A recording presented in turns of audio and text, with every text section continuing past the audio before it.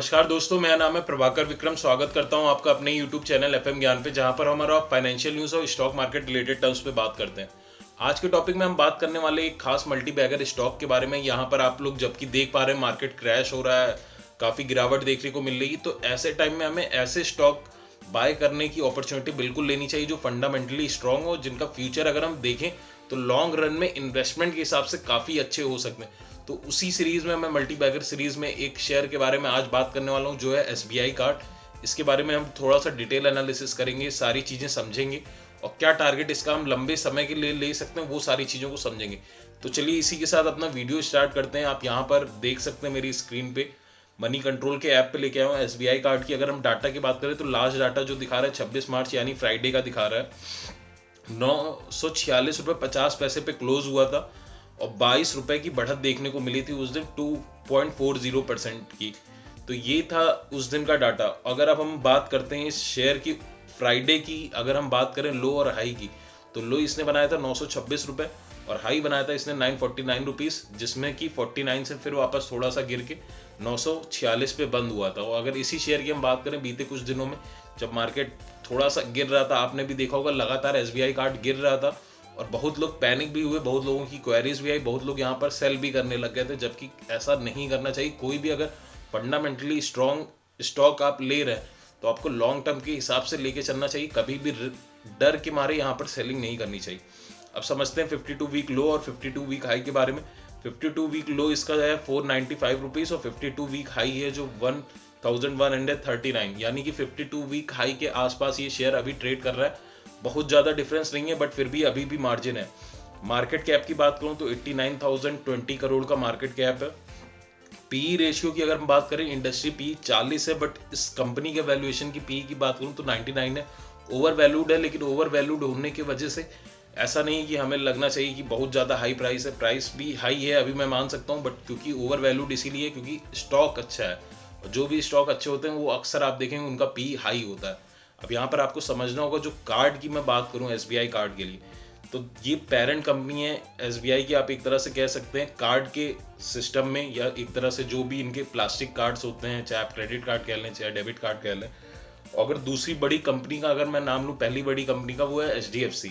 But यहाँ पर क्योंकि आपको ही पता है RBI की नोटिस की वजह से HDFC लगातार 3-4 महीने हो गए हैं, अभी तक क्रेडिट कार्ड उन्होंने वापस से इशू करना नहीं स्टार्ट किया। और इस वक्त सबसे बढ़िया ये सारा बिजनेस का फायदा उठा रहा है SBI कार्ड। और यहाँ पर अगर हम देखें इनके डाटा के अनुसार, तो जो 16% के आसपास के इनके पास क्लाइंट लिस्ट हुआ करती थी, वो बढ़ गई है काफ़ी ज़्यादा और 22% तक की इनके ग्रोथ देखने को मिली है क्लाइंट बेस में। तो ये कहीं ना कहीं सीधा मार्केट का इम्पैक्ट पड़ रहा है, जो HDFC कार्ड यहाँ पर बंद चल रहे हैं, और सीधा सीधा फायदा SBI कार्ड को मिल रहा है। और प्लस डिजिटलाइजेशन जो हो रहा है, आप भी देख रहे हैं आजकल हर कोई डिजिटलाइज हो रहा है, हर कोई कार्ड यूज़ कर रहा है, हर किसी को क्रेडिट कार्ड भी चाहिए। तो ये भी बहुत बड़ा फायदा हो रहा है SBI को इसके चलते। अब थोड़ा सा मैं आपको टारगेट दिखाना चाहूँगा, जो मेरा नहीं है। यहाँ पर मोतीलाल ओसवाल का टारगेट आप देख सकते हैं 1200 रुपये के करीब। प्रभुदास लिलाडर के टारगेट की अगर मैं बात करूँ 1081 रुपये, मतलब कि 1000 रुपये के ऊपर, और 1200 के करीब तक का टारगेट दिया जा रहा है, जो कि 52 वीक हाई से ज़्यादा है। तो यहाँ पर सबसे अच्छी बात यह है कि टारगेट आप देख सकते हैं, समझ सकते हैं। अब कंपनी के फाइनेंशियल स्टेटमेंट की मैं बात करना चाहूँगा। सितंबर 2020 और दिसंबर 2020 का जो डाटा है उसको मैं आपके सामने रखूँगा। जो सेल्स थी वो 2413 करोड़ थी सितंबर में, और दिसंबर में ये हो गई 2403 करोड़, थोड़ी सी गिरी, बट बहुत ज़्यादा चेंज नहीं हुआ। बट नेट प्रॉफिट की अगर हम बात करें तो 206 करोड़ से 209 करोड़ हो गए, यानी कि 3 करोड़ का नेट प्रॉफिट हुआ है दिसंबर क्वार्टर में। अब समझते हैं इसका शेयर होल्डिंग पैटर्न। प्रमोटर्स के पास आप देख सकते हैं 69% की प्रमोटर्स होल्डिंग है। फॉरेन इन्वेस्टर की अगर हम बात करें जून और सितंबर में डाटा को कंपेयर करें तो 4.23%, 5.93% हुई है, यानी कि फॉरेन इन्वेस्टर ने यहाँ पर पैसा बढ़ाया है। और DIIs का लगभग सेम है, 20% का करीब यहाँ पर इन्वेस्टमेंट है। सेम म्यूचुअल फंड का 2.46% का है। तो ओवरऑल अगर हम देखें DIIs, foreign investor, mutual fund, हर किसी ने SBI कार्ड में इन्वेस्ट करके अपना पैसा रोका हुआ है काफ़ी लॉन्ग टर्म से, क्योंकि उन्हें भी पता है कि SBI काफ़ी बड़ा बैंक आप कह सकते हैं, भारत का एक तरह से सबसे बड़ा बैंक कह सकते हैं आप, और सबसे पुराना और ट्रस्टेबल बैंक है। और कहीं ना कहीं यहाँ पर अगर आप ट्रस्ट कर रहे हैं तो कहीं ना कहीं आपका पैसा ऐसा नहीं है डूब जाएगा, क्योंकि इतना बड़ा बैंक है, सरकारी बैंक आप कह सकते हैं, तो ये बंद नहीं होने वाला है रातों रात, या कोई भी ऐसी दिक्कत नहीं आनी है जो छोटे बैंक में अक्सर फ्रॉड के केसेस आपको देखने को मिलते हैं, या एनपीए जो फर्जी एनपीए हो जाते हैं यहाँ तो, क्योंकि बैंक में हर जगह पर एनपीए होता है, ऐसा नहीं है यहाँ पर नहीं होता है, तो उसमें कोई डरने की बात नहीं। तो ये था एक तरह से एसबीआई कार्ड का एक तरह से पूरा एनालिसिस। अब यहाँ पर आपको समझना होगा, जब भी आप मार्केट में गिरावट देखें या इसका अगर आप 800 से 700 के लेवल पे जब भी आप पाते हैं, क्योंकि अभी थोड़ा सा ओवर प्राइस्ड है, आप ओवर प्राइस भी नहीं कह सकते, बट करंट मार्केट प्राइस के हिसाब से जिस वक्त अगर हम इन्वेस्टमेंट के हिसाब से ले रहे हैं तो हमें हमेशा तभी लेना चाहिए जब थोड़ा सा प्राइस गिरे। जैसे कि अभी कुछ समय पहले प्राइस गिरा था, लोग थोड़ा सा डर रहे थे, वहाँ पर डरने की जरूरत नहीं थी वहाँ पर, बल्कि हमें बाइंग करने की जरूरत थी।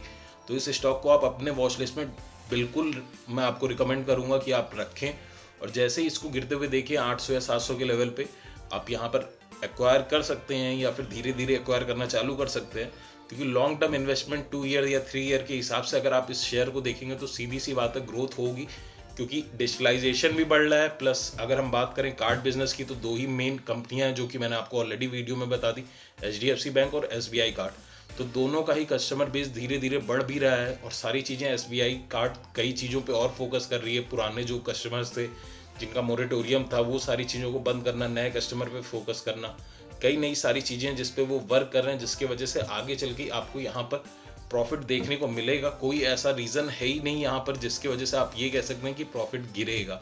बहुत कम चांसेस है कि प्रॉफिट गिरेगा, और प्रॉफिट नहीं गिरेगा तो आपको आगे अच्छा खासा टारगेट देखने को भी मिलेगा।